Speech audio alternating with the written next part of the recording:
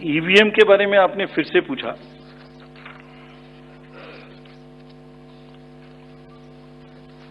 बहुत बार मैं बता चुका हूं आपको, थोड़ा समय लगेगा तो फिर से बता देता हूं।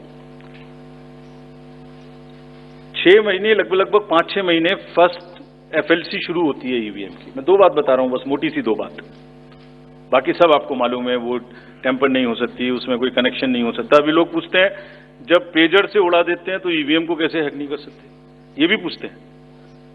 जब कोई किसी कंट्री में पेजर से उड़ा दिया तो ईवीएम हैक हो जाएगी। अरे भाई, पेजर कनेक्टेड होता है, ईवीएम कनेक्टेड नहीं होती।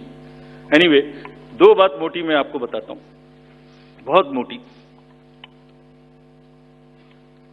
5-6 महीने पहले एफएलसी होती है, first level checking of the EVMs, और मेरे पास में एक पूरा रिकॉर्ड है। ये हम जो भी ईवीएम की शिकायतें बाय द वे आई हैं, वो हमारे पास 20 शिकायतें आई हैं।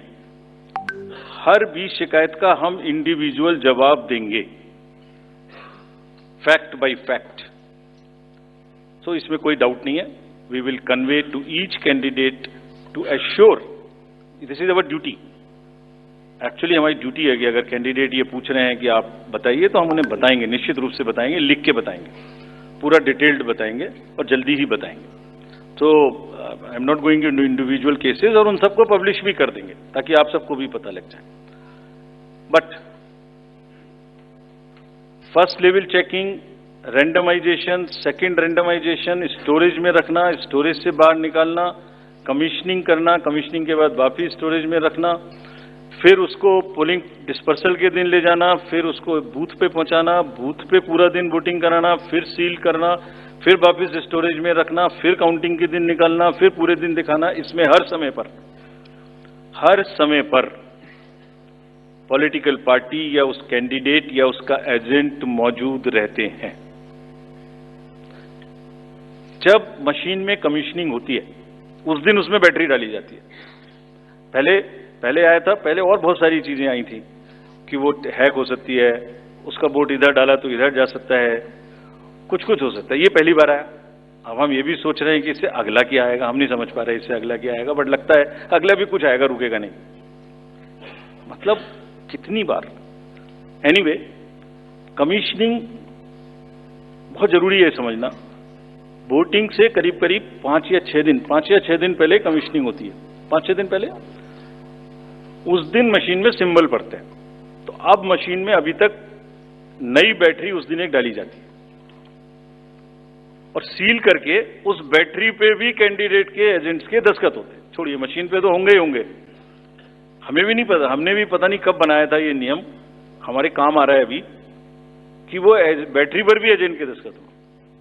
और अब कमीशनिंग के बाद, क्योंकि 5 ही दिन बचे हैं और इसमें सिंबल लोड हो चुके हैं, ये उनके सामने में स्ट्रांग रूम में जाएगी, डबल लॉक लगेगा, 3 लेयर की सिक्योरिटी रहेगी, 3 लेयर की, जिसमें सीएपीएफ भी शामिल होगी, मस्ट है। ऑब्जर्वर होंगे। उसके बाद जब वो पोलिंग के डिस्ट्रीब्यूशन के दिन निकलेंगी, उस दिन फिर यही प्रोसेस होगा, सारा प्रोसेस वीडियोग्राफ होगा। यानी वीडियोग्राफ होने के बाद फिर वो फील्ड में पहुंचेंगे, सेक्टर मजिस्ट्रेट साथ में रहेंगे, फिर कैंडिडेट के एजेंट साथ में रहेंगे, फिर वहां पहुंचेगी, फिर कहेंगे भाई देख लो इसको, सब ठीक है, जो आपको नंबर दिया, हाँ, और उसके नंबर भी सबसे शेयर किए जाएंगे। इस नंबर की मशीन इस बूथ पे जाएगी।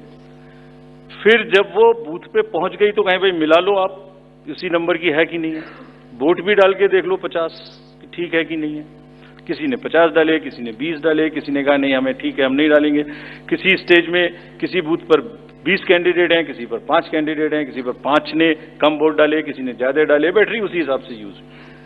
फिर पूरे दिन वोटिंग हुई, तब एक एक वोट का हिसाब रखा, फिर बंद हुआ।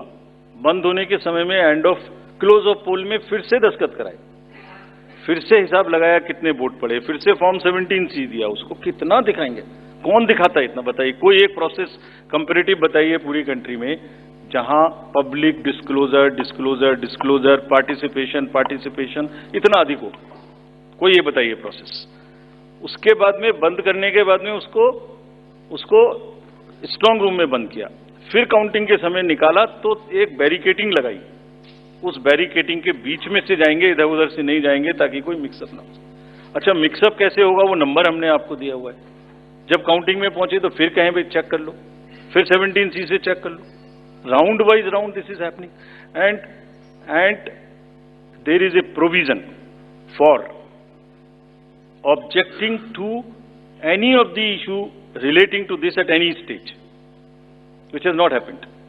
सो हम इंडिविजुअल जिसने वो बिल्कुल सेफ है, बिल्कुल रोबस्ट है।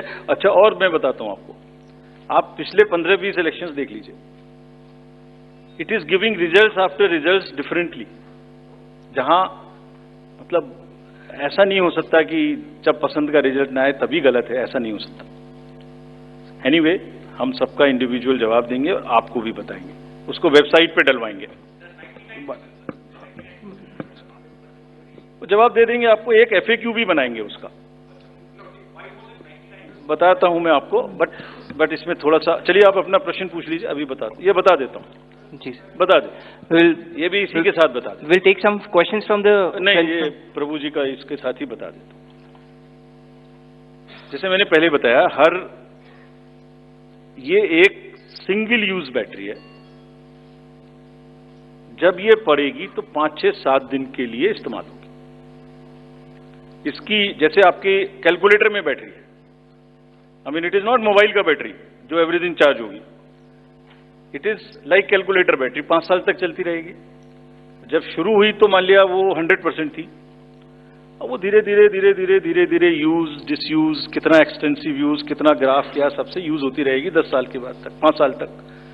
5 साल में जब बंद होगी तो पता लगा उससे पहले 3-4% थी, आपको पता नहीं लगेगा, सडनली बंद हो जाएगी। बट हमने प्रोविजन बनाया हुआ है कि जब इनिशियल ये शुरू होगी तो इसकी 2 चीज हुई, एक परसेंटेज ऑफ चार्ज, एक output.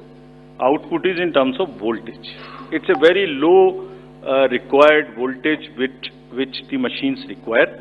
So anything between 7.4 to 8 volt is considered कि ये बिल्कुल परफेक्ट स्थिति में है और इसको आप डाल सकते हैं। तो it is initially marked as that yes it is okay, go ahead, 99% it is charged. Now after commissioning के समय में भी मॉक पोल की जरूरत है, पोलिंग स्टेशन में भी मॉक पोल की जरूरत है, नंबर ऑफ कैंडिडेट्स भी अलग अलग है। सो ये एवरीथिंग कैन डिफर डिफरेंटली, और जब भी वोल्टेज 7.4 से नीचे आएगी तभी ये एक्चुअल वो दिखाना शुरू कर देगी। This is how it is designed. And अगर 5.4 या कोई परसेंटेज है उसके आस 5.8, जब 5.8 पर आएगी तो ये सिग्नल देगी, जैसे गाड़ी सिग्नल देती है येलो बटन दबा के कि अब ये बंद होने वाली है, so please replace. This is what it is. But for general, जिससे कि टेक्निकल लोग भी इसका एग्जामिन कर सकें, आप लोग भी जान सकें, हम इसका एक बिल्कुल डिटेल बना के, जितना मैंने बताया इससे भी ज्यादा विस्तार में, इसको FAQ में डालेंगे। और जो भी सदस्य गणों ने, जो कंटेस्टिंग कैंडिडेट्स ने हमसे पूछा है और जो पार्टीज ने हमसे पूछा है, उनका हम बहुत इज्जत के साथ, बहुत सम्मान के साथ पूरा जवाब देंगे। और जैसे जैसे आरओज अपना अपना जवाब दे देंगे, we have asked all ROs 20 कि आप सब डॉक्यूमेंट करिए, सब बताइए कि कब कमीशनिंग हुई, सब बताइए कौन कौन साथ में था, पूरा डिटेल विस्तार बनाइए, पूरी प्रोसेस एंड टू एंड। और बनाने के बाद माननीय कैंडिडेट को आप जवाब दीजिए। दिस इज योर ड्यूटी इन लोकतंत्र। अगर कोई पूछ रहा है तो आप जवाब दें, हम उसका जवाब देंगे। और जवाब देने के बाद कंपाइल करके हम आपको भी सबको बताएंगे, इसको बताएंगे।